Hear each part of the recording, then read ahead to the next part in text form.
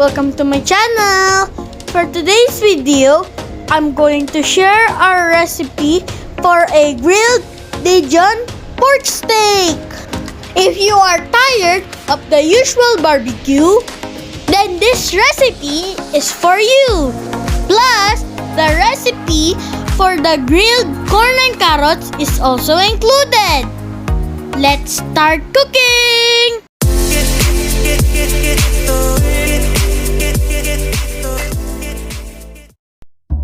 Ang gagamitin natin ay pork steak cut.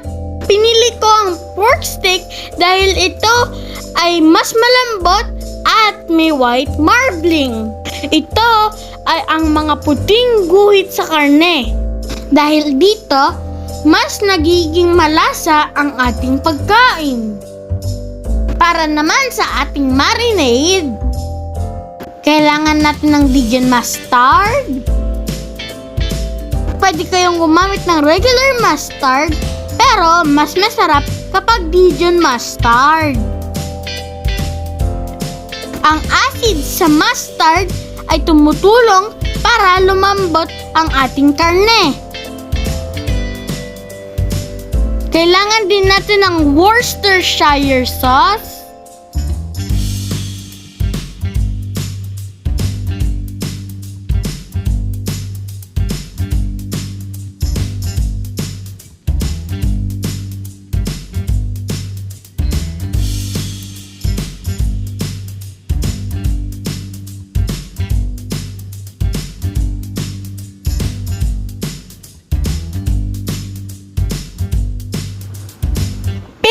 of salt,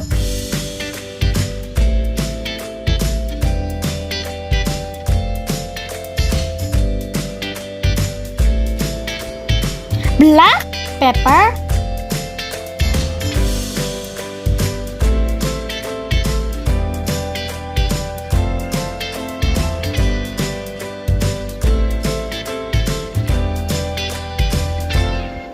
white sugar,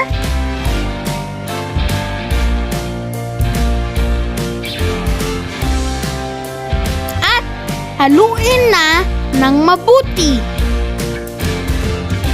Yan na lahat ang ating kailangan. Ganyan kadali.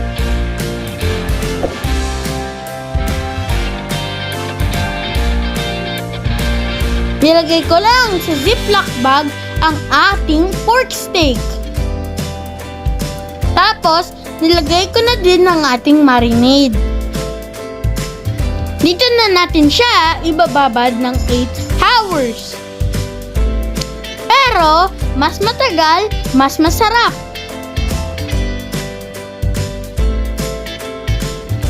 Tapos, i-massage lang ng konti bago ilagay sa ref.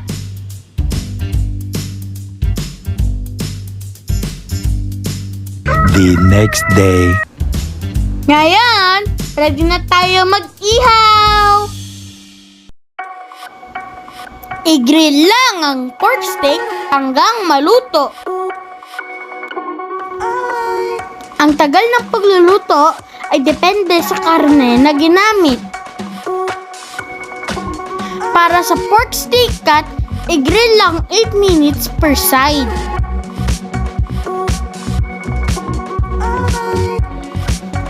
Ayan, luto na ang ating grilled Dijon pork steak.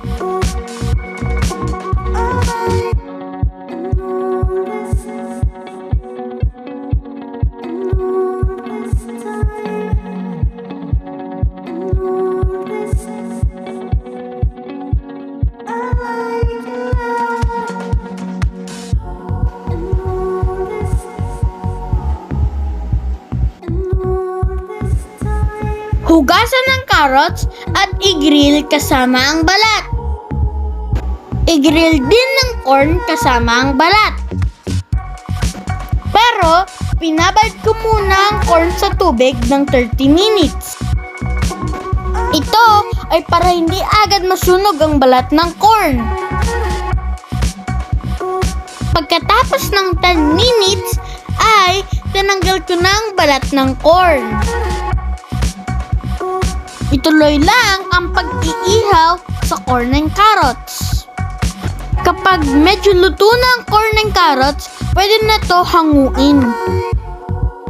Tapos, hiwain ng maliliit na cubes ang carrots at gadgarin ang corn.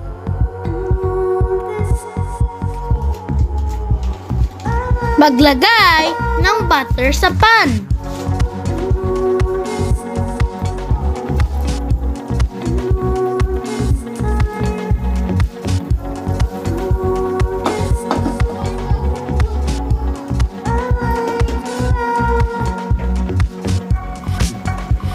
Maglagay din ng garlic.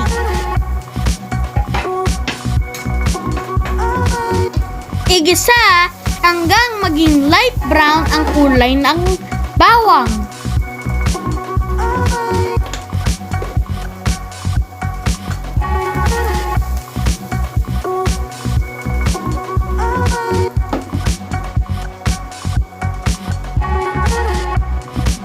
Ilagay na natin ang inihaw na carrots and corn. Dahil inihaw muna natin ang corn and carrots, mas masarap ito dahil nag-caramelize ang sugar ng corn at carrots. Plus, nagkaroon pa ito ng smoky flavor. Maglagay din ng black pepper. Maglagay din ng patis. Lutuin ng 5 to 8 minutes. Ayan! Luto na ang ating side dish. Malapit na ulit ang favorite part ko. It's Tiki Man time! Madali lang siyang gawin. 6 na ingredients, meron ka ng isang masarap na inihaw. Meron pa tayong side dish na napaka-healthy. Nakakalinaw ng mata. O siya, kakain na ako. Masarap siya, promise. If you want more videos like this, please don't forget to hit the like button and subscribe. Stay safe, stay awesome, happy cooking!